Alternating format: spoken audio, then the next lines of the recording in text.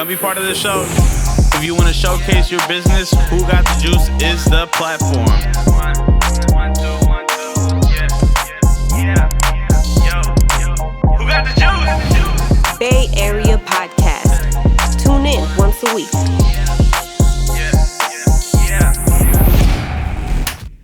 And we on. Welcome to Who Got the Juice podcast. I'm your humble host, Fresh, here with Your co-host, Minnie. And today we got a legendary special guest. We're going to go ahead and let him introduce himself, various finest. Chuy Gomez in the building, yeah. There you go, man. What's happening? Hey, There you go. So let's go ahead and just talk about the upbringing. You know what I mean? Here at Who Got the Juice, we like to give people their flowers and stuff. So, let's talk about the upbringing. What motivated you to start DJing and stuff? That's right. Snap. It all started with my mom. My mom used to listen to the radio, as most parents do in the house. Mm-hmm. So we listened to radio at the house, and she used to have me calling the radio stations to request songs for her because she didn't want to call. So I would call and I talked to Salvador Romero Campos. Hey, me toca la de los Bukis, de los Temerarios, que with this, with that.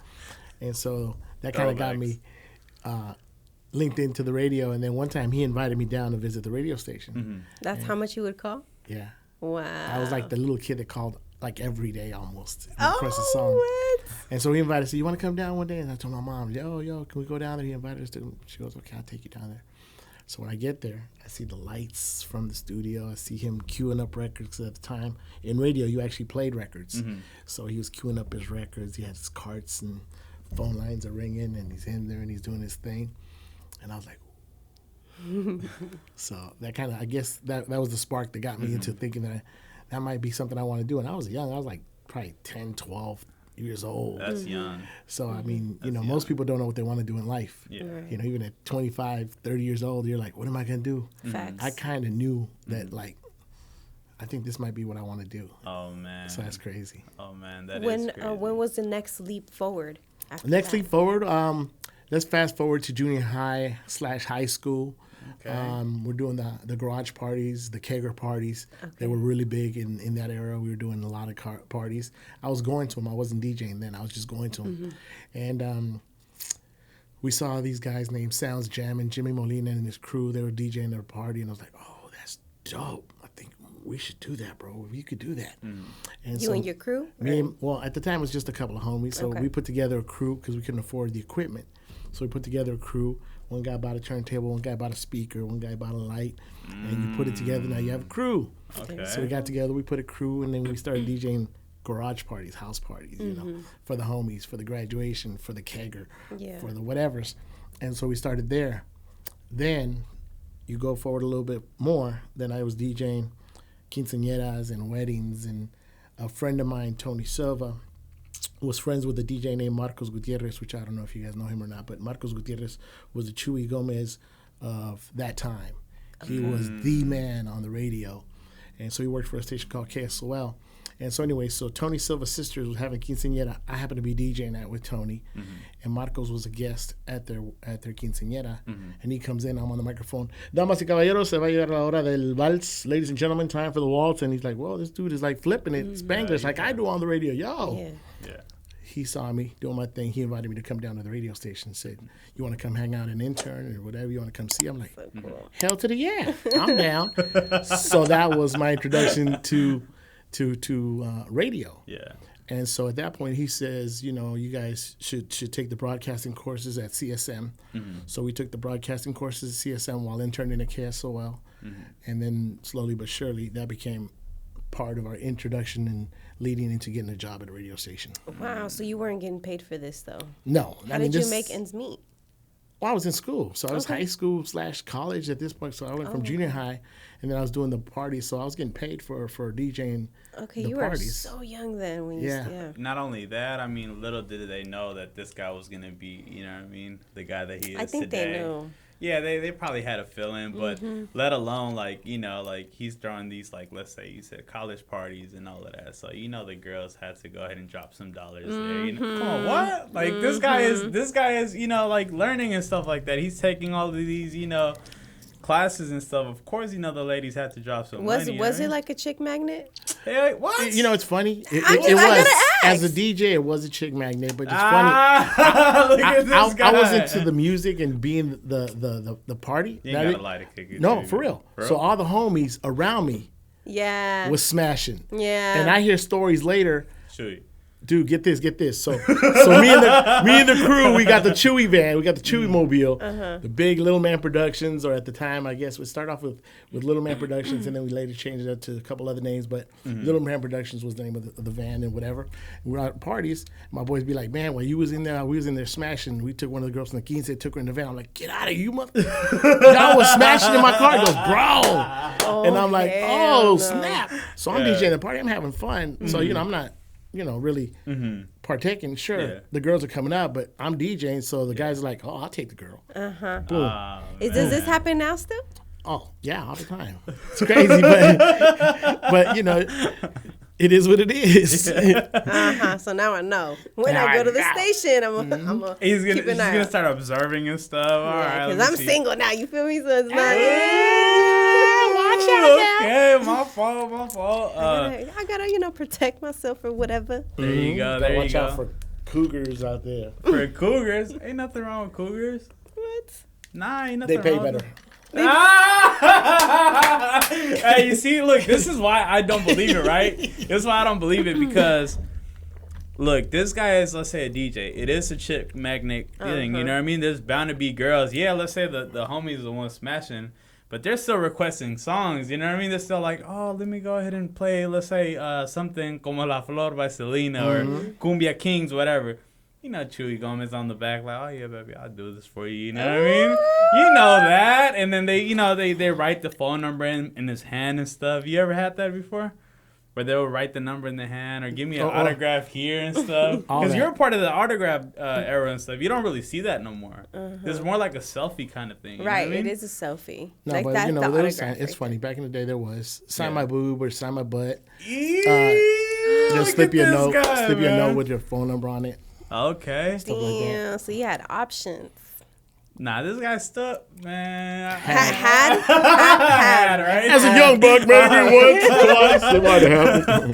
Hold on. Yeah, we're not trying to do anything to incriminate you now, right? But are you married and Yeah. stuff? That's why I married, said 3 had, kids. because I'm like, Okay, hold my fault, up. my fault. My son, probably older than you or about your age. What are you, about 28? You somewhere near there? Close, 29. Yeah, there you go. See, my son's right behind you. So Yeah. my oldest son is 28, and I got 2 little girls, 10 and 12. Big. That's a pretty decent family You, size. yeah, though. you could talk about your son, who actually he's 28. He's from. You guys are from the Bay Area. We're from the Bay obviously. Area. We grew up in, between Oakland and South City, out in the peninsula. Okay. And you might know his clothing line, Dirty Pesos. So he runs Dirty Pesos. A pretty popular kid out here in Oakland. So He is. He was is. out And you there. see his brand everywhere, so you can see where the legacy. You know what I mean? Yo, The he apple stands doesn't- alone. Yeah. He stands alone though. He built that little thing on his own. I really didn't co-sign for him, which was he didn't want to have Chuy Gomez co-sign his thing. He's like, I want to build this on my own, and he made a lot of friends, and he already had his own select crew. Right. Because you see. Heartbreaker Gang. You know what I mean? Like they'll. Are you talking about like HBK and all of that? Right. I actually did see that you came in I Am Sue's Tapped In. Oh yeah. You know, he also had like I was making my research last night and stuff. You like do a lot that. of features, huh? Yeah. I try. I try to stay involved. Even still, I mean, a lot of folks still either want me to do an intro for their album or do an intro to a song, make a little cameo appearance in a video or something. So it's kind of cool. That's hella cool. I ain't gonna lie. Earlier he said, what did you say? I asked you, how was your day? How was work? I said, Okay, you're leaving me in suspense I here. know, I'm sitting I here know. biting my I said, nails what and work? stuff. What work? You know. Yeah. I mean, Yes. I tell people all the time, if you're doing something you love, Right. it's really not work ever. It's just part of what you do. And you kind of excited to wake up and go do what you got to do. Even though it's part of your job, it's It yours. is. Yeah. Right. It's your hustle. Right. It's your name brand. Yeah. So take pride in that. Yeah. Let me go ahead and get into this too, right? Because this is something that like you gotta understand, Chuy. Like here you get all kinds of viewership. You get the young kids. You get like let's say They like shouldn't be here. the young kids. as old as, like, let's say Hours. even my pops, you know what I mean? So you're going to see a lot of people, like, that are going to really be able to be like, oh, like, I didn't know that, or I did know that. But for those who know, talk about that time that you stopped the Bay Area Bridge to get a motherfucking haircut, bro. Like, talk about that, because that is something that some people are going to be like, oh, I didn't even know that. You know what I mean? Yeah. So they're going to have to Google it or something No, like it was that. iconic. If you Google Bay Bridge, Chuy Gomez, you'll see it. It'll come up the story. It happened around 92. There was a situation where Bill Clinton had got a haircut on the tarmac in LA at LAX. So he stopped air traffic to get a haircut. So I was working with a guy named Mancow at the time at Wild 107. This was before Wild 107 became Wild 94.9. So I was working at Wild 107 with Mancow. Mancow comes to me and says, "You're the Goodwill ambassador. I think if the president is cool enough to stop traffic at LAX, you can stop traffic on the Bay Bridge. What do you think? You want to do that?" Sure. I wasn't tripping. But, you know, it's funny because at that time I crossed the bridge, but I was never one of them commuters that was in the bridge. So I didn't realize what I was doing. It just seemed like another stunt because my job for Mancow on the streets, I was the street team guy. And so I did everything from ride BART with a chicken. I made people sit on a block of ice, and we'd put a pair of tickets in the middle of a block of ice, and you'd have to sit on it with your ass, rub on it. So we did crazy shit. So Don't give him ideas. So when he said to me, you know, do you want to stop traffic on the bridge? It didn't say, oh, pause. You know, it's gonna be bad. I was like, sure, it's another stunt. Fuck it, let's do it. So we go and we set it up. So tomorrow we're gonna do it. We're going to get this hairstylist from the salon to come down with you guys. He's going to get in the van. You guys are going to go down the Bay Bridge. You guys are going to stop, get a haircut, and it's going to be done. Cool. Here is the morning of the event. We get together. We gather. The guy comes down, or I think we went to go pick him up at a studio or something. So we pick him up in the studio. We're in the station van. There's a station van, my van. And we go down, pick him up. So we head over to Treasure Island to wait for our cue. So we're sitting at Treasure Island. It's my van, station van. Some other guys came over, and we're sitting there, and we're waiting for our cue to go on. As we're sitting there, there's 3 cars. Another guy pulls up and says, "I seen the station van. What are you guys doing?" I said, "We're about to do this stunt. We're going to go on the bridge. We're going to stop traffic. Can I come along?" Sure, come along. So now there's 4 cars. Now take it, there's 5 lanes of traffic on the bridge. We got 4 cars. So I said, okay, so this is what we're going to do. Since there are 4 of us, we're all going to go ride simultaneously down the bridge till we get our cue to stop. When we stop, everybody come to a stop. We're going to get out with the hairstylist and get our haircut. So we do that. We get out. We stop traffic. That's just crazy. People start honking. We're at a dead stop. We're sitting in front of the car, get my haircut. Talking to Mankind, hey, what's going on? Are you ready to get your haircut? Yeah, I'm here. I'm sitting. People are honking. Why are the people honking? Why do you think they're honking? Because we stopped traffic, bro. There's one lane of traffic. It's moving. But somehow there's a semi behind us that wants to get around and can't get around, so he blocks the 5th lane of traffic. Okay. So now we completely stop traffic. Man. Because we had 4 lanes blocked. Now the semi trying to go around. He can't quite make the turn, doesn't want to hit our car. Boom, stop. He's stuck. He can't do nothing. Cars are honking. We're talking shit. Hey, yo, we're out here. Get my haircut. Okay, Chuy, we're going to check in with you in a second. Okay, cool. Go out there. Must have took no more than, because, you know, it's radio, so it's fast. What seems like 30 seconds is like an hour. So we're out there for probably no more than 4 minutes. But in that 4 minutes, now we start seeing helicopters. I don't know if they're CHP helicopters or the news helicopters. We see helicopters. At that point, some people are getting out of their cars trying to walk to see what's in front. Why is traffic stopped? We got scared. We got in the car. We took off. Is that legal? It's illegal now. Of course It's been illegal. Of course. I wasn't tripping. It's been illegal. I'm like, And like I said, I wasn't like tripping, but like I said, I'm not in traffic. I don't know how much that was going to affect it. But you stop traffic for 10 minutes. You backed it up for a hell of long, especially it's 8:30 in the morning. Yeah. You could just imagine. So we stopped traffic for, I'd say 10 minutes max. It must have been between 7 to 10 minutes, and that put us on the news everywhere. Wild 107 wasn't as popular. It then became the spotlight. It was on every news channel. It was on CNN. It was on USA Today, Chronicle, everything. They were talking about it, and so that put Wild 107 on the map. And shortly after I left to go to KMEL, but that was definitely something that put us on the map. Man, That's that shit was intense, man. Yeah, like I think that's something that you can't even, like pull off and stuff. You try to do that right now, and The ain't no Sideshow telling. Yeah. They do that now. Yeah, of course, but really ain't But everyone no gets telling. caught.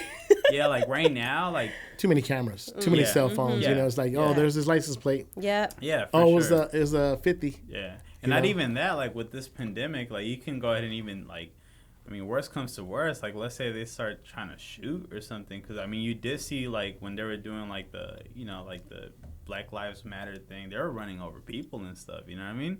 So like I can't imagine how like intense it would get, or Well, I told you people were getting out of the car trying to come towards us, so we got scared. We jumped in our cars, we split.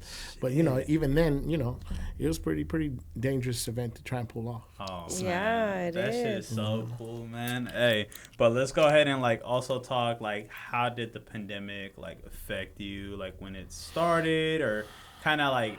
Did you get the Rona? I did. I got the Rona probably a little bit over a month ago. But it was crazy because we really don't know where it came from. All I know is that one of my kids tested positive, then the other one. Then me and my wife said, well, we should get tested. And we all tested, so the whole family was sick. But I got it probably the worst. My kids, they did well. They didn't get sick. One of my daughters lost her sense of smell for a little bit. That came back. But I had the cramps, the runs, the headaches, the vomiting. So you wouldn't recommend? No, I mean it wasn't. Recommend. I mean, I wouldn't recommend getting sick, but I mean if you get sick, I think I got on the lighter side because I didn't get the congestion, which everybody says that's the respiratory is the worst. So I didn't have any problem with the mucus and all that, but I did have like the runs and stomach cramps, so that was like pretty bad. Yeah. And was it like? Is it like you can't stop the runs with like Pepto? Or No, I tried all that. Tried Pepto, tried Kaopectate. Yeah. But no, it was bad. Was it like a day worth? No, it was like 5 days. Shut the fuck up, Bro, yeah, because I mean on the fifth day, That's consistent. on the fifth day I went to the hospital because I was scared. Yeah. I mean, all I'm doing is shitting, and I'm like not really shitting. I'm peeing out of my ass. I'm like, that's nasty, and it's like, so I'm scared. I'm dehydrated. I'm drinking water and drinking Gatorade. Facts. So I'm like, Pedialyte. I go to the hospital. I go, they're gonna put me on an IV. They're gonna say, yo, bro, we're gonna keep you. I got there. Oh, your heart rate's good. Your blood is good. You're not dehydrated. We don't need to give you anything. And then they go, here, take 2 of these Advil. Imodiums. Oh, shit. That'll settle your stomach. You'll be fine in 6 to 8 hours. Really? What the fuck? Are you fucking kidding me? I came to the hospital for 2 Imodiums.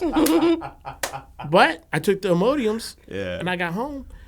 And the next day I was fine. Everything started, settling into place. And but it's like, it's the scariest 5 days where you're just, Oh man. all you doing is laying down and running to the restroom. Not good, bro. But so I said, I mean, I take that over, having breathing problems. That's true. Hella people were like, yo, I'm on a respirator. Yeah, that's when it's So, scary. yo, you know what I'm saying? So, I had, it was bad. But it was good because I lost like 12 pounds. Look, good detox. I didn't have to get an enema for that. I was good. I didn't have to flush it out. That's hella funny. So it's cool. Yeah.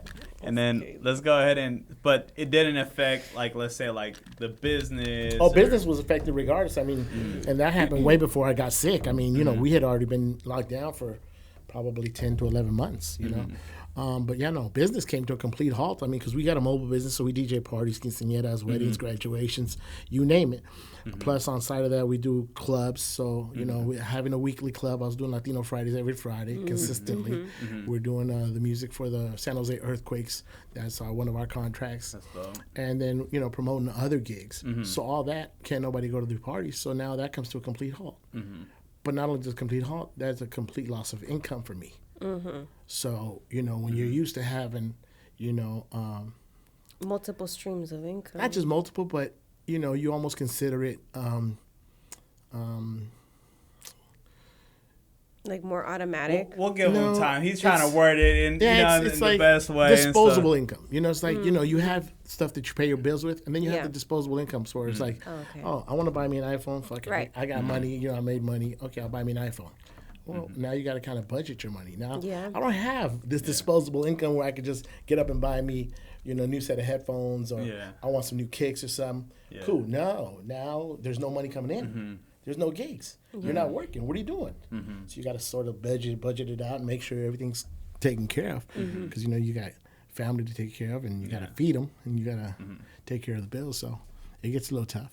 That was the biggest challenge then, financially. Financially, of course. When nobody wants to live on the street, so Right. you got to figure out how to pay the bills. And you do hear of like cases of like some people that can't even get a job, you know what I mean? And like they can't go ahead and apply for EDD or nothing like that. So it did get really bad. I remember like there was this time where I was trying to get a trim mill because the gyms were closed and stuff like that.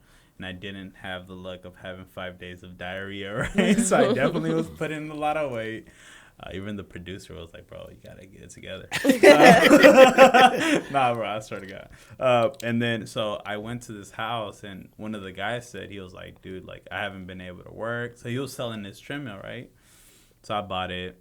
And then it was just kind of sad because you don't see things like that. You know what I mean? He was saying, yeah, eventually we don't want to sell the TV.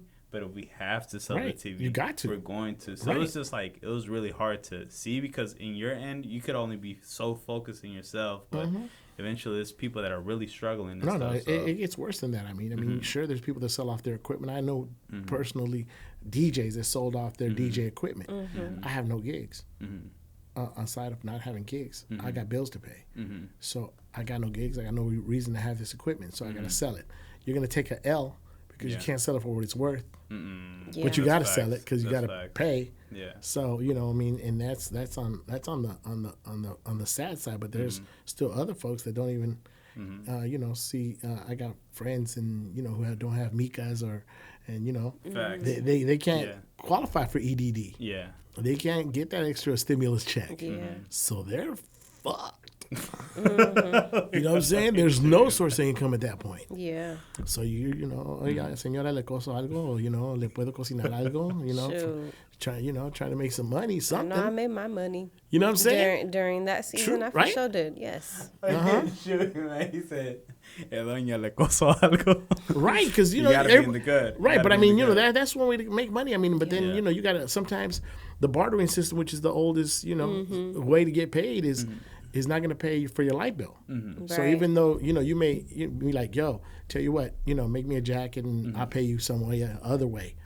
Well, shit, I need the cash. I don't need you to do this for me. I got to pay the water bill. That's true. My lights are going to go off. So even though you want to barter, you can't because there's still stuff, their basic needs that you have to take care of. People that receive stimulus checks were also spending that stimulus check too. So it was a good time for if you had a brand, if you had something to sell, it was a good time to sell too. People were still spending money. Don't get it wrong. Don't get it twisted. Yeah, but there's a lot of people living at home too, though. Yeah. So what do you say, like, if you didn't utilize the stimulus check correctly, and you're just blowing it on, let's say whatever it was. Everybody has a different way of spending it. I don't know whether to judge. But for me, like, I'll judge myself if I don't use it on some business. That's all I'm saying. You have to spend money to make money. That's there you go. That's facts right there. That's facts right there. Yeah.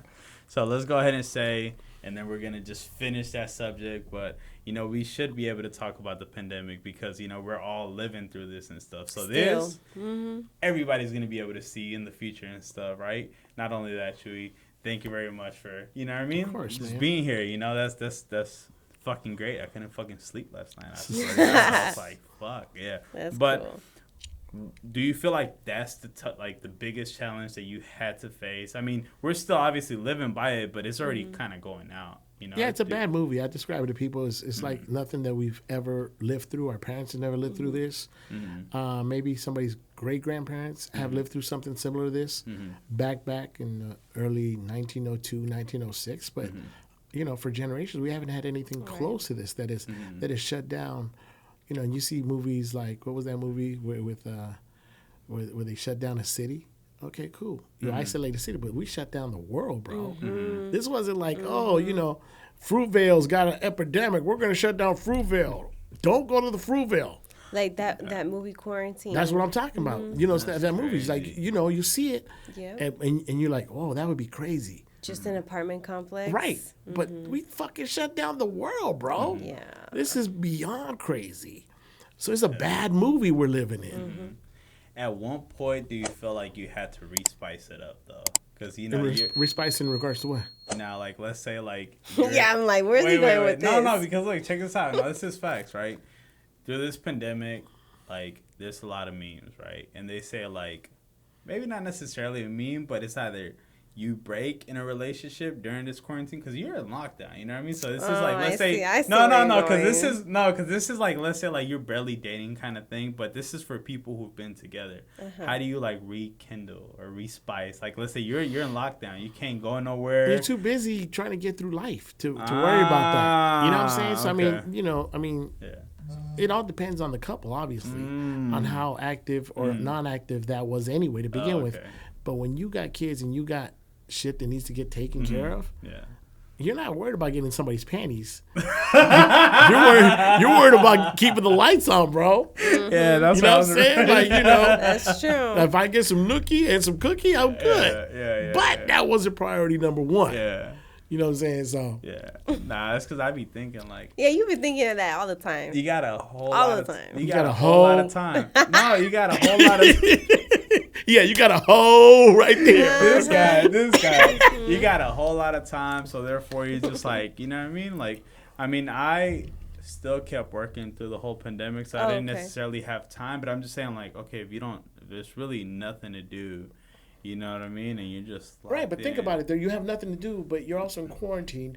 So aside from you wanting to be somebody, you don't know if they got something. So you're not trying to go there. So you're not trying to leave your house to go get infected. Oh no, but I'm not saying like. No, I'm saying like.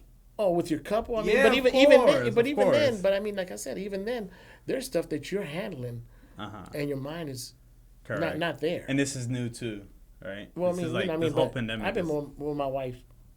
16, 17 years. So I mean, you know, it's already different anyway. Yeah. Than if I was in a fresh 3-month relationship and we just moved in. That's gonna be different. Yeah. But even then, it's your test. That's being tested anyway. In a 3-month, 4-month relationship, you don't even know. You probably never passed gas in front of your significant other at that point. So now you're stuck in the house with them for fucking months. Oh, you're gonna. That's so scary. You know what I'm saying? That is not scary. Shut the fuck up. Scary. You know how bloated I would be. See what I'm saying? It's crazy. Passing gas is normal, you know what I mean? I think if you're not passing gas within the first date, it's just an appropriate way to do it. What? Passing gas? What is the perfect way? Discreetly. I mean, obviously, but if it's silent, it's gonna be deadly. You know what I mean? Yeah, because it's loud doesn't mean it's not deadly too. Exactly. Come on, bro. That part. Come on, bro. It all depends on what you put in your gut. That's true. Unos tacos al pastor. Ahí está, güey. Okay. Tacos al pastor. So we're going to go ahead and get into this segment. But first and most formal, like, share, and subscribe, guys. We're going to do this spinoff. So spinoff, he's not going to see. Look, he's already trying to read. He's not going to be able to see. Some of these, you're going to... Can you... Oh, yeah, I'll go put it. Okay. So some of these you can't read. You just have to spin it. Obviously not with your eyes closed.